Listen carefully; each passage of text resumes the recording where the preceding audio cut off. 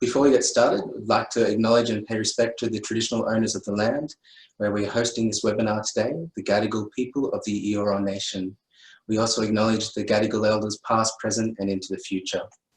As we share our own knowledge, teaching and learning and research practices, we also pay respect to the knowledge embedded forever within the Aboriginal custodianship of country. Thank you everyone who has tuned in or downloaded this webinar.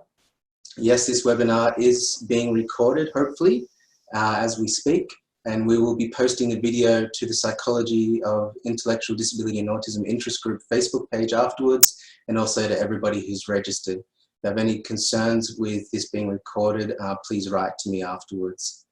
Also a few tips just regarding Zoom, this Zoom meeting that we're having.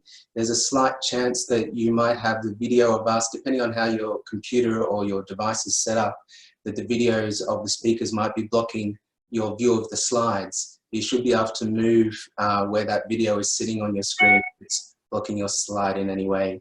Yeah, as mentioned, please type questions into the chat and look forward to chatting with you towards the end. So introductions, for brevity, I'm going to introduce our speakers and I'll start with me. My name is Sam and I'm a postdoc working on the ALSA Adulthood study. I'm currently the convener for this PIDA interest group. It's nice for me to say hello to members of our interest group and hope more of you might consider joining our committee. The main focus of my research is around well-being and experiences of autistic adults.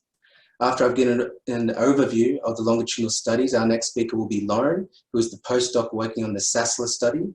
That is the school leavers study. Lauren is a clinical psychology registrar who has been a researcher across a range of areas from public health to the early identification of autism, is now focused on the heterogeneity of autism and transition to adulthood.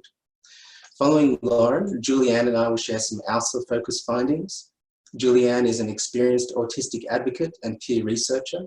She was late diagnosed at 63 years of age. She brings a wide variety of life experiences to her work, having lived in various cultures, a former school teacher with over 20 years of university studies, and formerly involved with Griefline and Beyond Blue. She has also been an autistic advisor to the ALSA study since its inception, and is now co-producing ALSA research and other autism research outputs. Then Yunhe will be our final speaker for today. Yunhe is a PhD candidate with a background in psychology, and her PhD topics relates to pathways to autism diagnosis in adulthood. All of our email addresses are up on this slide, and we welcome you to contact us after this webinar.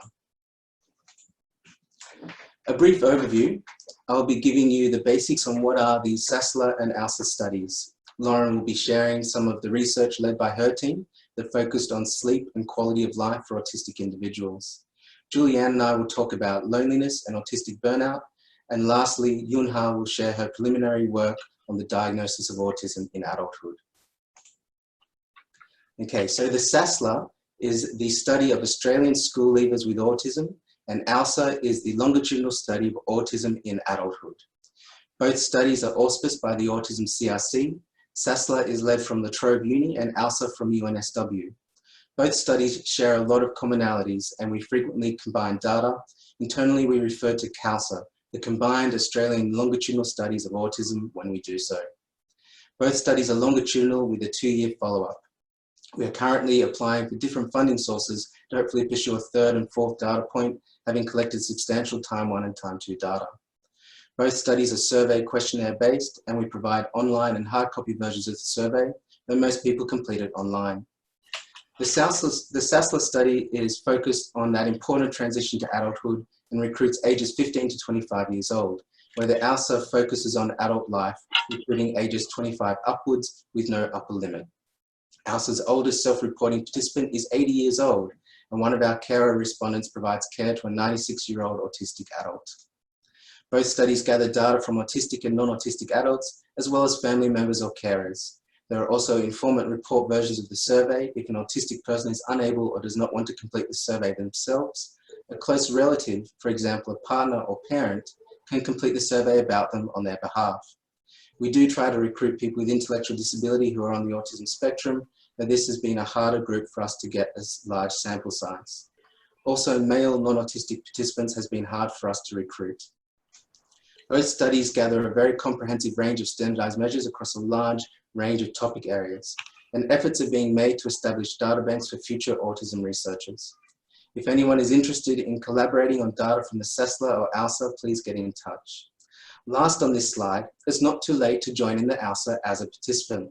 We're doing a rolling recruitment so that people can join in at any stage, and I really hope that more people, both autistic and non-autistic, who tune into this webinar might consider signing up at this URL. To briefly give you an idea of the SASLA and ALSA samples, at time one there were 142 autistic young people in the SASLA with a male gender bias, which is to be expected in autism. There were 222 non-autistic participants with a female gender bias, as is common in online research studies. Lastly, there were 113 parents or carers who participated, with many more mothers than fathers participating. In terms of the ALSA at time one, of the 295 autistic adults, we had 16 above 65 years old.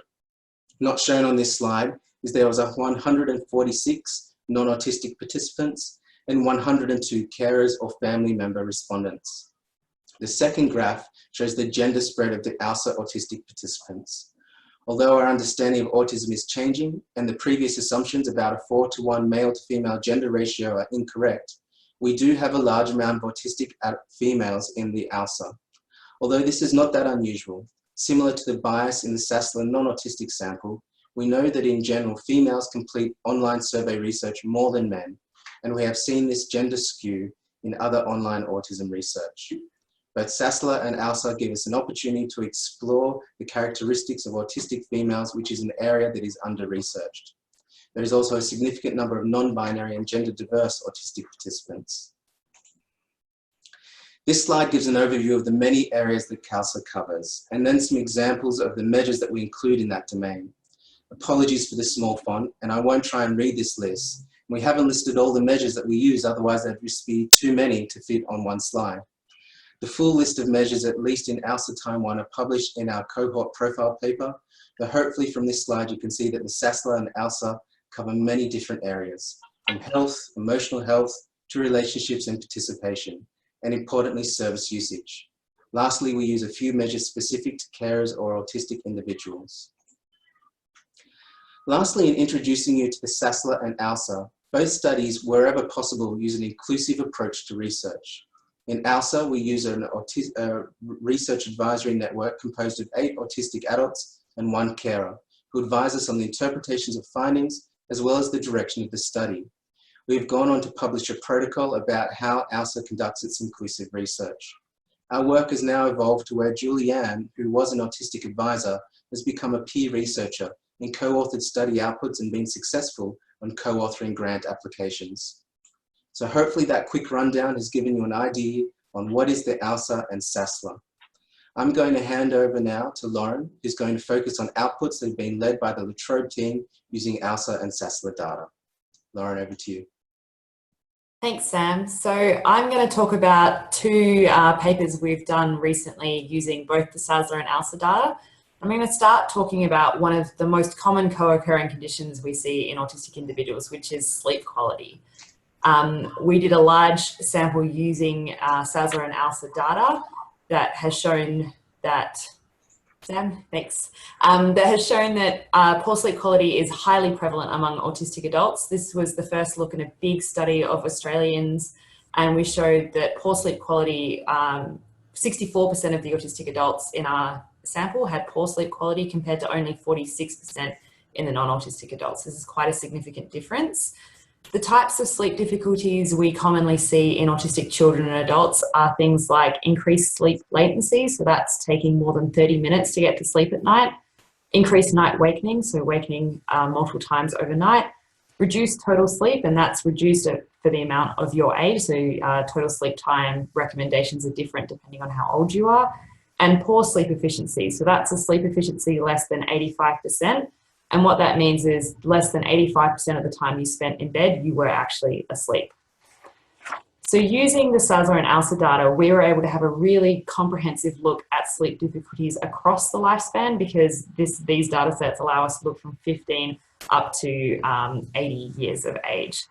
So in this sample, we had 297 people in our autistic group and 233 people in our non-autistic group. And what you can see from these two graphs, so sleep problem is a PSQI score of above 5, which is a clinical cutoff for a sleep difficulty. And then on the right is the PSQI score, the total score, and they reflect the same sort of pattern. So what we saw was that overall, the autistic participants had poorer sleep quality and they had longer sleep onset latency. In adolescence, we saw that there wasn't a significant difference between our autistic and our non-autistic participants, and there was no significant difference in the older age group as well. But where we see things differing is that those two middle age groups, so between 20 and 39 years and 40 and 59 years, there was a significant difference such that our autistic participants were having much more difficulty with their sleep. So this shows that these age periods may be a particular time of risk for autistic adults. So poor sleep is associated with impairment in mental and physical health. Autistic adults are more likely to have a range of clinically significant physical and mental health conditions than the general population. And to date, we've seen associations between poor sleep and insomnia symptomology in autistic adolescents and adults with things like poor quality of life, unemployment, hyperreactivity and social skill impairment, pre-sleep somatic arousal, and anxiety and depression symptomology. So this is telling us that sleep is a really significant problem for autistic adults, and it's something that has a wide-ranging effect on multiple aspects of well-being and within multiple facets of their lives. So the next step, we were really interested in how sleep and other factors might impact quality of life. So quality of life is defined as an individual's perception of their position in life in the context of their culture and value systems in which they live and in relation to their goals, expectations, standards, and concerns. So quality of life is multidimensional. There are many types of quality of life. As you can see on this slide, I've outlined 4 of these types. There are other types of quality of life, but in our research, we were really focused on these 4. The first is physical quality of life, and this covers areas such as mobility, pain and discomfort, and work capacity. Psychological quality of life is self-esteem and negative and positive feelings.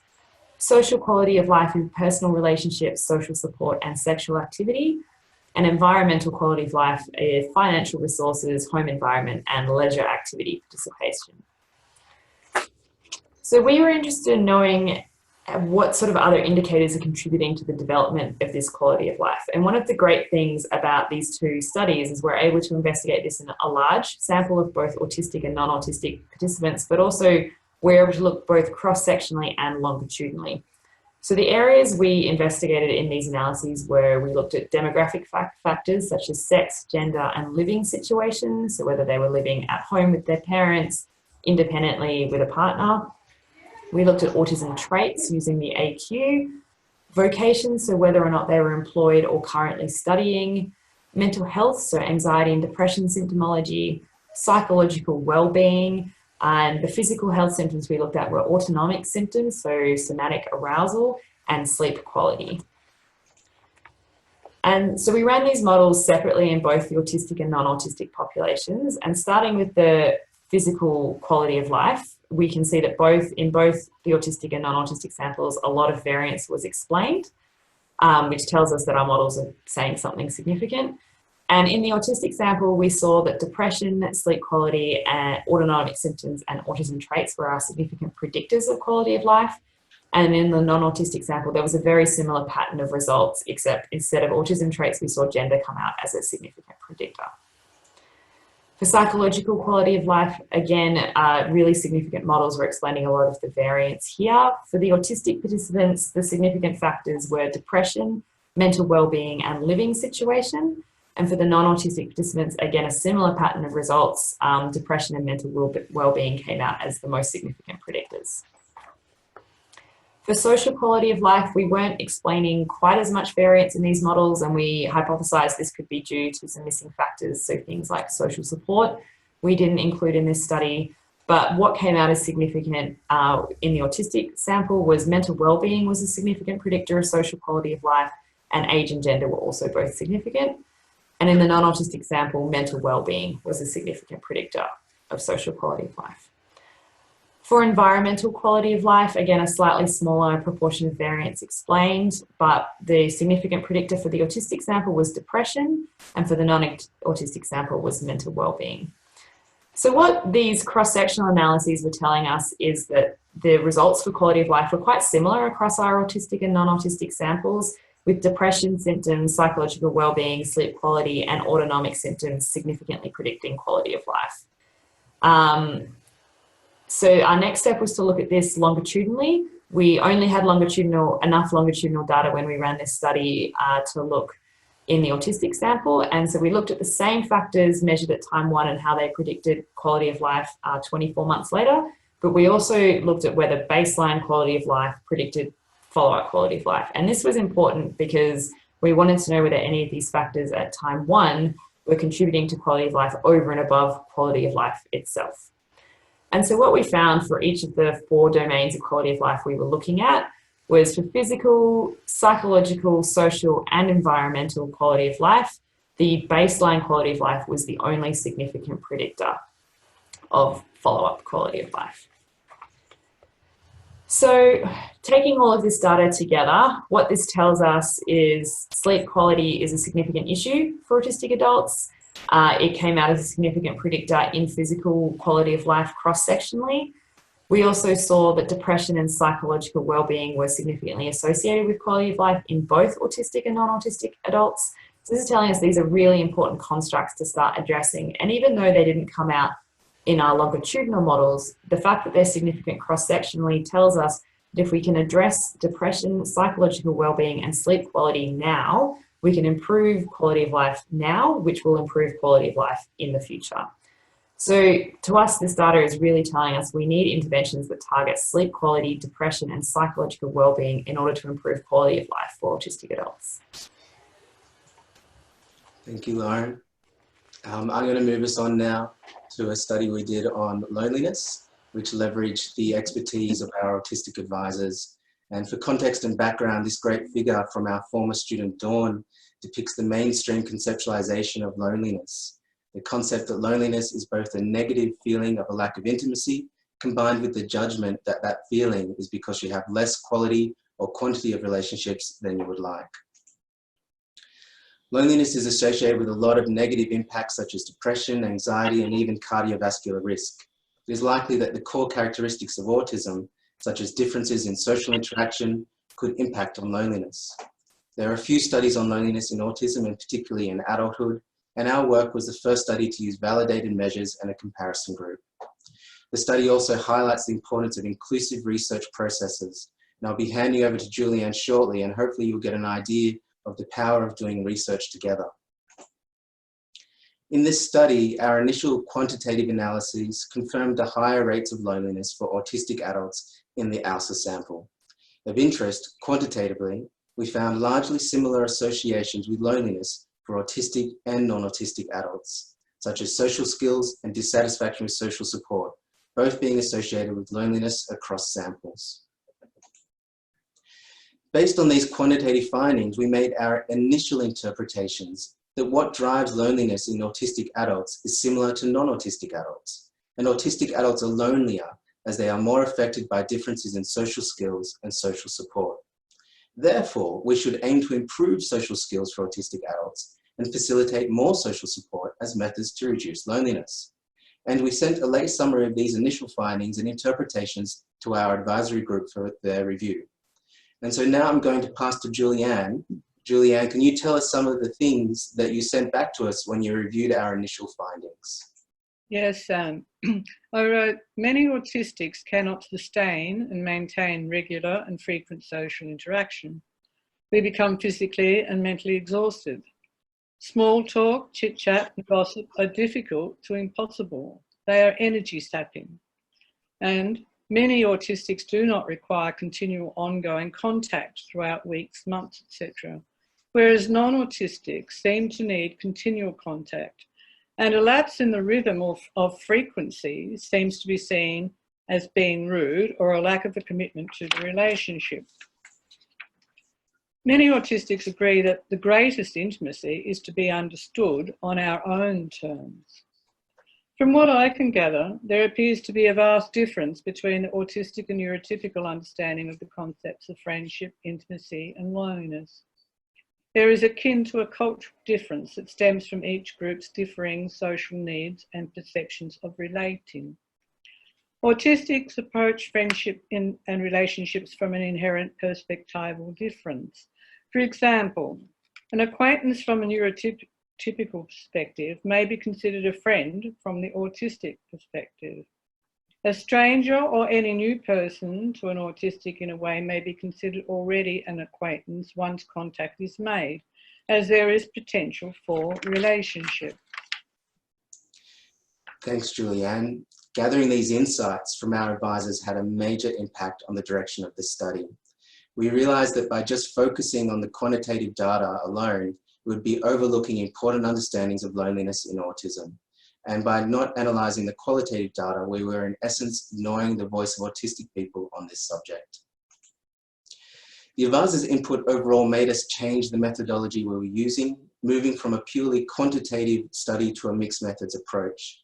They highlighted the importance of neurodiversity in understanding social skills differences, and that finding places where the person is accepted and where they are interested in being, such as common interest groups, was a key consideration for many autistic adults.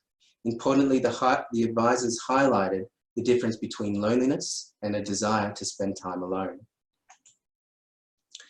Once we incorporated the qualitative data, we ended up with very different understandings that has set the path for a future program of research in this area. We found that many autism-specific barriers to socialization, and that unfortunately past negative experiences, has led some adults to no longer have the desire to socialize. Autistic adults highlighted that social interaction can be exhausting. The qualitative data confirmed the advisor's comments, highlighting that the brief ULS-8 loneliness measure that we used may be problematic for autistic adults, in particular the item, "I am unhappy being so withdrawn." Autistic adults might like being withdrawn at times, but otherwise are also lonely. Based on our advisor's feedback, we are now gathering data using the full ULS-20 loneliness scale in the ALSA, and we'll be doing further investigations of loneliness, including longitudinal analyses. Considering comments such as "we don't need fixing," overall, we changed our interpretations and conclusions towards an understanding of individual needs in informing support provision, suggesting support personnel need to be sensitive to specific needs and respond accordingly.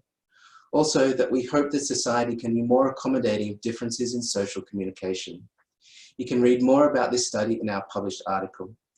And now I wanted to hand back to Julianne, who's going to be talking with us about autistic burnout. Yes, thanks, Sam. Social media has afforded autistics the opportunity to relate individual experiences that have become known as autistic burnout. You can find these writings in the writings of autistic bloggers such as Kieran Rose, Ryan Boren, Judy Endale, and Yen Perkins, and others.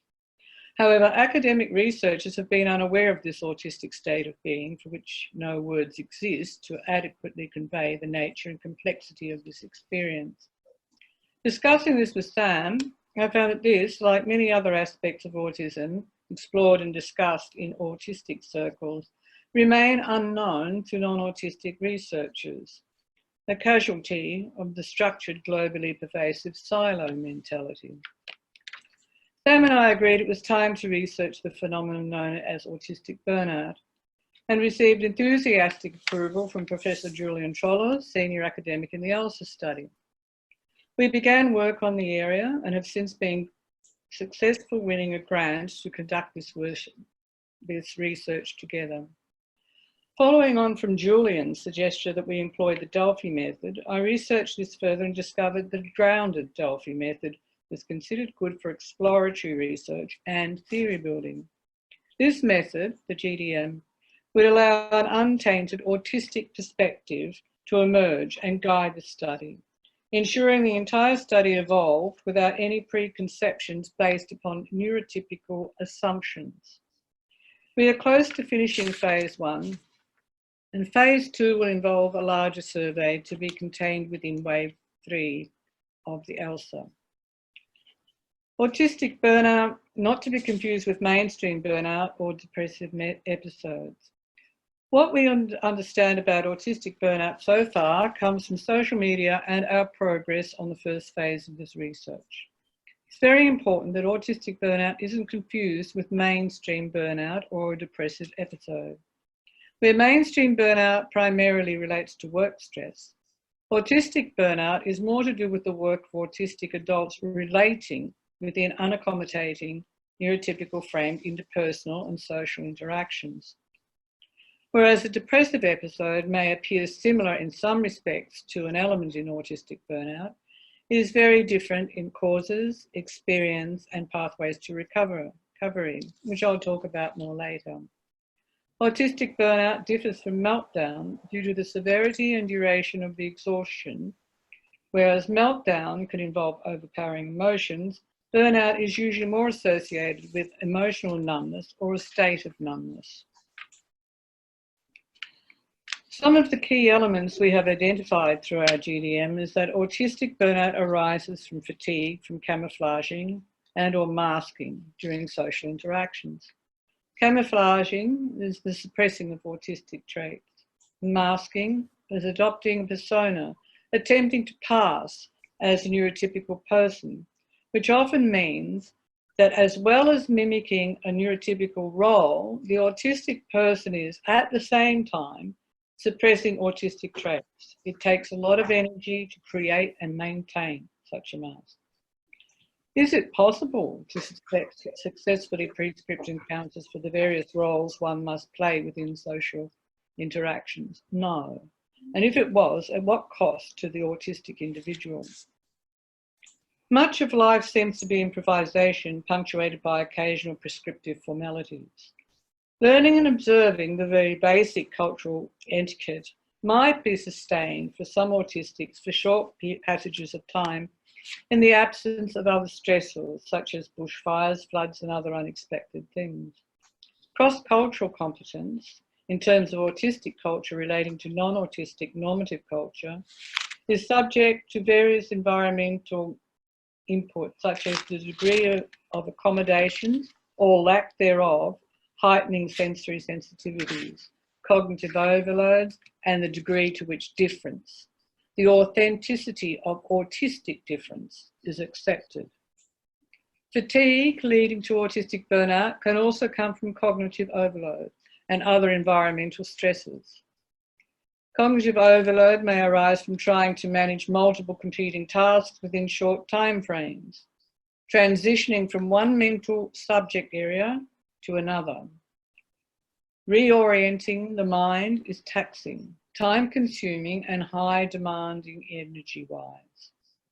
Ours is a neurological difference, so we have to sort of translate between how our minds operate and standard typical mental formats.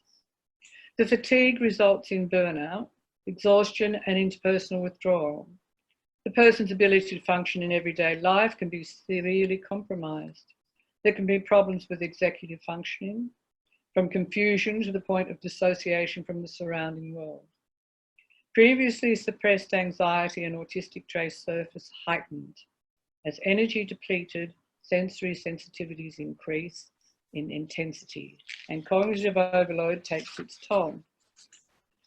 Now I'd like to share a personal experience of autistic burnout, which is exemplified in my painting Late Eildon in Drought circa 2008, to which I superimposed bullet holes over the image to demonstrate how the integrity of the whole is obliterated by the assault of challenging environments and interactions. Autistic burnout is experienced like an assault to my being. The bullets convey that the observer usually loses sight of the autistic individual. The integrity of the autist is obliterated by the manifestation of pain and paralysed by their autistic burnout responses and inabilities. The observer witnesses the results of this destruction and has no idea of the nature and suffering of this actual experience. The autistic is often unfairly judged by their distress responses, uncalculated reflexes to the unseen internal experiences evidencing the impact of the external world. The assault, hostility, and judgments, leaving them in a state of fragmentation and disintegration, one that rips you apart to the point where there is an inability to coordinate all your faculties. You cannot function. You may become numb, unable to speak, because everything you wish to communicate will be misinterpreted. You hear and know their responses to your words. So the words that form in the brain know that they'll remain unspoken. Becoming mute, you cannot speak words and tongue can't connect. It's a protection of self. There is no point. The realization of the futility of attempting to communicate to closed ears and minds. You cannot even get respite through sleep. Your quality of life is zilch. And when you get to this stage, other people don't understand and usually make the situation worse, terrorizing you, thinking they know what's best for you, demanding you answer their questions or obey their commands to do this and that. But you cannot. You are beyond being in all but breathing. And even that can become disturbed in hyperventilation. This is not all, because if there are observers, witnesses, there is an added dimension to the horror of autistic burnout, that of a legacy. This added dimension is huge and can impact upon the autistic for the rest of their life. Those who observe but don't see can't understand what has happened and also don't recognize that they too may have been complicit in some way, unwittingly complicit, in the unraveling of another human being. They may even feel duped by the autistic, conned to believe in the value that autistic as a person, only to be let down by this unveiling. The autist then becomes persona non grata in their eyes. The ramifications can forever impact upon the autist as they struggle to have their skills and strengths recognised and valued as meaningful life. I'd like to end this focus on autistic burnout with some key thoughts regarding what psychologists need to know on this topic. It's necessary to distinguish depression from autistic burnout. This is particularly important as participants tell us to recover, a period of withdrawal from social interaction and external demands is required, so as to reintegrate and re-regulate oneself and to rebuild energy. This is in polar opposite to the concepts of behaviour activation, which might be used in treatment for depression. There is a need for social interpersonal withdrawal and acceptance of the need to remove self from the current situation and/or environment. Also acceptance that there may be a temporary inability to look after self to their usual or typical degree. It is known that incidence of suicidal ideation is already elevated in the autistic population, and our participants have revealed that it may be even higher in individuals experiencing autistic burnout. There is a need to break down society's taboo on sharing our difficulties. It seems that there is an unwritten rule that nothing that is disturbing be openly discussed, as doing so may be a social mood dampener. Suicide isn't a coward's way out, as thought by many. It may, however, be considered to be the only way to respond to an exclusive, unaccommodating society, afraid or mistrustful of difference. Trust is something that many, probably all autistics, value but difficult to find in their relationships with others in the world.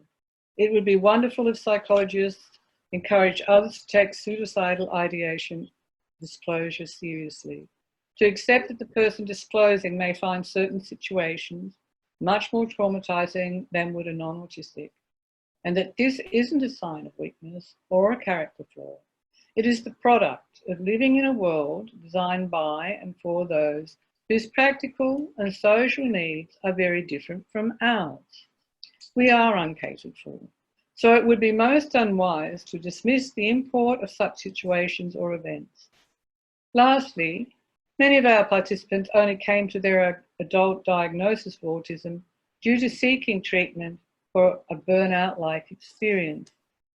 I would encourage all psychologists to become more familiar with the presentation of autism in adulthood and question Is this an undiagnosed autistic person when next providing support to someone going through a burnout-like experience? Thank you. That's great. Thank you, Julianne. And I think that leads perfectly now to Yunhe, who's going to be talking with us about diagnosis in adulthood. Hi, good afternoon. My name is Yunhe. I am a PhD student here on the ALSA team who's investigating experiences of autism diagnosis in adulthood.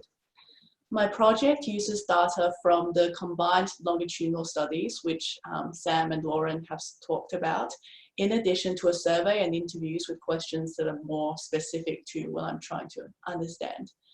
The survey included both adults who've been diagnosed with autism and undiagnosed adults who believe they might be autistic. The idea for my project came from the contrast between our usual understanding of autism being primarily a childhood condition, something that's detected in toddlers and young children, and the average age of diagnosis in our ALSA participants, which is around age 40. My background research, which I did before undertaking this project, showed that due to our definition of knowledge of autism changing in recent decades, many adults who meet autism criteria today were born at a time when autism was poorly understood and largely unheard of. Even today, some groups such as girls and women, people from diverse cultural backgrounds, and people with intellectual disabilities still face additional challenges in having their autism accurately recognized. Based on the survey and interview responses I have so far, diagnosis in adulthood is overwhelmingly a do-it-yourself process, where the adult's usually the first person to realize they might be autistic, who then raises their concerns with a health professional and then goes through assessment at a service of their choosing. The most common signs of autism initially noticed by the adults in my survey were difficulties with social interaction and relationships, concerns with mental health like depression or anxiety, and problems with attention and executive function.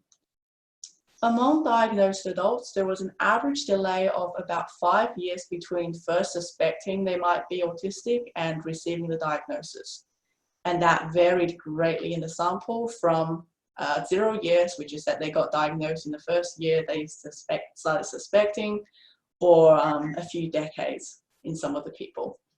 Both diagnosed and undiagnosed adults reported that the financial cost of getting an assessment, as well as fear of not being taken seriously by health professionals, are the main barriers that make pursuing a diagnosis more difficult. Among the adults who underwent a formal autism assessment, they were mostly generally satisfied with the process, though experiences of trying to find support after diagnosis was much more varied.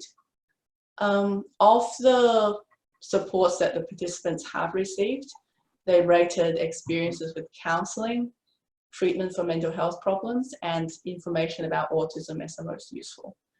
In terms of supports that the participants have not received but would really like to, coping with sensory issues, advice on managing work or study demands, and help with finding other services were the most frequently reported. As many of our audience members here are psychologists, I would also like to highlight some findings specific to this profession. Psychologists play an important role throughout the diagnostic process. As co-occurring mental health conditions are very highly prevalent among autistic adults, this means many would have received psychological services both before and after the autism diagnosis.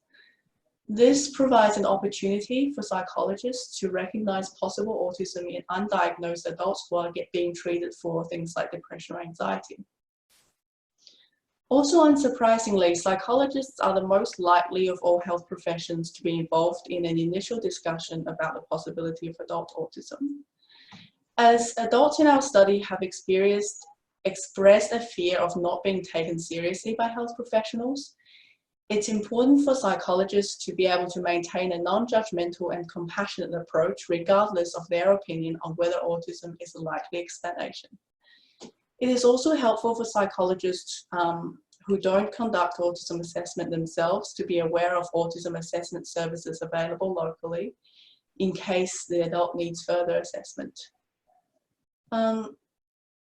Among the adults in my survey, psychologists were the most likely providers of assessment and diagnosis. A professional involved in adult diagnosis needs to be sensitive to adult-specific issues, as well as coping strategies that might hide the existence of autistic traits, as well as any co-occurring mental health conditions. As receiving the diagnosis can be a very emotionally intense event, it is helpful for psychologists to provide information and support to the person coming to terms with their diagnosis, as well as inform the treatment of any co-occurring mental health problems with new information gained from the new diagnosis, and help the person develop strategies to cope with the demands of everyday life and work. Recruitment for my project is still ongoing, and at this stage, I am looking for participants who were diagnosed before age 18 but are adults now as a comparison group. I am also interested in the experiences of adults with intellectual disability who received an autism diagnosis in adulthood and their carers or support persons. If you are able to assist with distributing recruitment flyers to people you work with, please email me and I will send through the materials. Thank you. Thanks, Yunhe. So at this point, I'd like to thank everyone for listening to our variety of speakers. We're almost wrapping up, and I hope that there are some things of interest in there for you. A final shameless plug for the recruitment here. Sign up to the ALSA now and complete your survey, and you'll have a chance to win a $200 gift card. We're giving away a gift card every 3 months. So not only will we be supporting work, aiming to improve the lives of autistic adults, but you'll have a good chance to win a gift card. You only have to be an Australian and over 25 years old in order to participate, and both autistic and non-autistic adults are needed. And I thought it would be good to, at this last, to bring us home, to hand over to Julianne again, to share some final thoughts for psychologists working with autistic adults and adolescents. Thank you, Sam. Please know that autism is not something that only affects male children or something that people grow out of, as has often been thought in the past. Know that autistic individuals do have empathy, although they may have difficulty recognizing and processing emotions. It is likely that many may be more empathic than non-autistics. Know that the spectrum in autism is not simply a continuum from high to low support needs, but instead refers to the wide heterogeneity in skills and presentations, and that skills and abilities can change depending on environmental and energy demands. Although I'm talking to you now, tonight I may be unable to hold a conversation because I have overextended myself. Learn to recognize undiagnosed adults. Autism is especially under-recognized in females and gender-diverse individuals. In regards to loneliness in autism, remember that a preference for being alone does not mean the person may not also experience loneliness. Loneliness is particularly experienced in the heights and extremes of emotional situations. On joyful celebratory occasions when there is no one there to share it with, or in those extremely difficult, distressful times when there is no one there for you. That's when loneliness becomes acutely felt. There are also times when a companion would be welcomed without being intrusive to share time experiencing common interests. Be careful, autistic burnout isn't mistaken for depression. The treatment strategies for depression could actually make the autistic burnout worse. And my final thought is to encourage you to listen to what the autistic person says and try to understand them on their own terms. Thank you very much for listening. Thanks, everyone. We've made it to the end of the presentation. Really appreciate everybody attending. And we'll open up to questions now, though if you would be preferred if you could type your question into the chat box. We would prefer that if possible. And we do have at least one question in here asking how long does it take to participate in the ALSA or the SASLA, I'm assuming. I'm going to take that question if it's okay, having just published our cohort profile paper, which included some data on this. I can't remember the figures exactly, but it is, they both are quite long surveys. The ALSA is a long survey. You can see from the many different data points that was used in Lauren's studies, for example, that I think about two hours is, for many people, can take about that long, though we encourage people to not necessarily do it all in one hit, but to maybe take a break and come back to it. You don't have to do it all at once. There's some people it doesn't take them that long, and others, of course, take a bit longer. So I hope that answers that question. We have another question here, and I think this one might be along the lines for Yunhe, whether Lauren wants to chime in as well. Application and relevance of DSM-5 in diagnosis of adults. Interesting and hard question.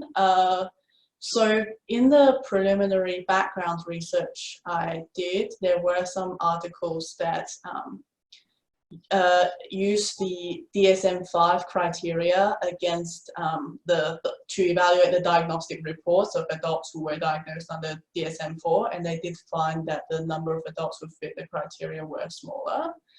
But at the same time, because that was done prior to the official release of the DSM-5, and in the official release, it did specify that the number of autism traits may be met currently or by history, as in the person exhibited them in childhood, but might not fully meet criteria as an adult, which means it could potentially broaden the criteria for adults. From the data from my survey, I did collect data on self-reported diagnostic term given. I did notice some participants received Asperger's syndrome diagnosis even after 2013, so it suggests that some clinicians are still implementing DSM-4 criteria. And some participants who were diagnosed under DSM-4 wrote that they got reassessed under the DSM-5 for the purposes of getting government disability funding. So I guess it still remains to be seen what the longer term effects of the DSM-5 will be on autism diagnosis in general, as well as adult autism diagnosis. Thanks, Yunhe. And unless you have something to add to that one, Lauren, I just wanted to mention as well, recommend people interested in diagnosis also be aware of the national guidelines that have been released in late 2018, which are available on the Autism CRC website. We have another question now. As a clinical psychologist and mother of 2 young children with autism, I am keen to assist my colleagues to better understand the comorbidity between adult mental health problems and undiagnosed autism. Apart from this presentation, what other resources can you recommend? Tricky one. I was hoping that Lauren might get us started. Yes, I figured you'd throw that one to me, Sam. I think it is an incredibly complicated question because it's an incredibly complicated area of research, and I would say most of the research at the moment is still in its infancy. So in terms of resources for professionals, they just don't particularly exist yet. There's quite a number of research papers coming out regarding the prevalence of mental health among people who have been diagnosed with autism. Regarding undiagnosed autism, it's a very difficult thing to measure because if people don't have a diagnosis, they're hard to capture. If they're not aware of their symptoms, that's also difficult. I think the best way to go about starting the conversation is just having a conversation about the need to consider mental health diagnoses and the overlap with autism symptomology and understanding the criteria. May I just add, in the background literature review I did, there were some studies that performed autism assessment, like a prevalence study in a mental health service population, so either inpatients of a psychiatric hospital or outpatients attending a mental health service, and it did find a lot of overlap, particularly with anxiety disorders, but also with psychotic disorders and depression. And the sort of implications, conclusions written by some of the researchers were to take note of the patient's early developmental history, because as conditions like schizophrenia, psychotic disorders, etc., they often first emerge in adolescence or early adulthood, whereas signs of autism would have emerged from early childhood. I think from what I remember, that was one of the major recommendations that the people who did these studies had for mental health professionals to try and detect undiagnosed autism. Yes, I would agree with that, Yunhe. I think even just from our data, we're seeing a lot of overlap from mental health diagnoses and transdiagnostic processes like repetitive behaviours, sensory sensitivity, arousal, and these are things that are connected with autism, anxiety, insomnia, and depression. And it is a really complicated thing, but as Yunhe correctly pointed out, autism is a developmental disorder, and if we're looking at separating that out from other mental health diagnoses, it is really important to capture data around that early childhood period.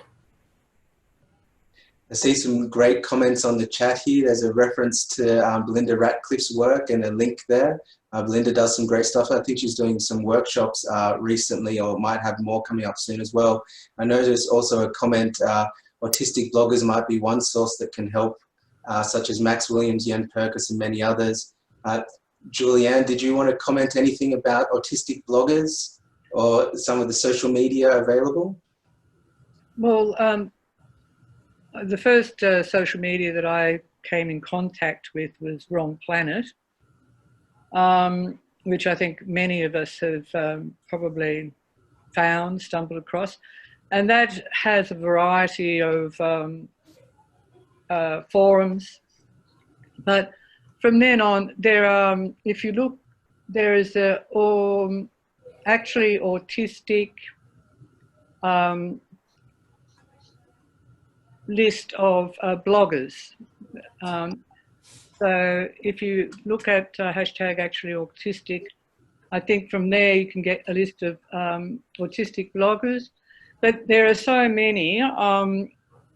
Kieran Rose, Ryan Boren, Yen Perkis, Julianne, Samantha Croft. There are so many. It's hard for me to actually select, because some concentrate on certain areas than others on different things. So it's, I think if you look on via Twitter, any hashtag autistic or autism site could link you through. It's a question I can't really answer, because I can't really promote some people over others, because each of them are different and they've got a different manner of relating and they're different subjects, although on the whole they usually all do reflect the broad area that is autism. So thanks, Julianne. yeah, that's all I can say, really. Sorry about that. That's great. I think I know that you've often put me onto some of these bloggers yourself. And I think we're getting close to the hour. Sorry, I just remember the national guidelines document, which is available from the Autism CRC website, has a section on adult autism and how the autistic traits that are in the diagnostic criteria might translate into behavior in adults.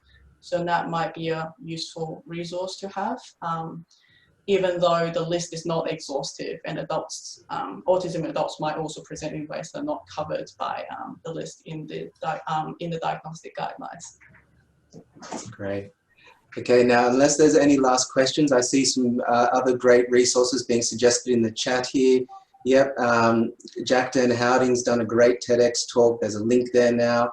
Belinda Ratcliffe's next training in Sydney, 30th of March.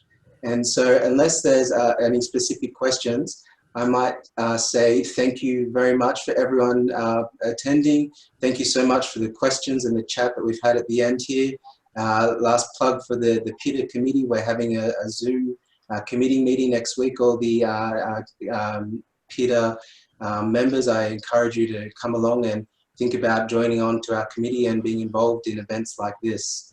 So I'm going to say goodbye and thank you, everybody. And please email us any more questions. We'll try to have the recording of this event onto everyone who's registered and to the PIDA Facebook group as well in hopefully the near future. Fingers crossed there, all technology has worked for us. So that's it. I'm going to say goodbye and thanks. Hope to see you at committee meetings in our next webinar event. Bye. Bye.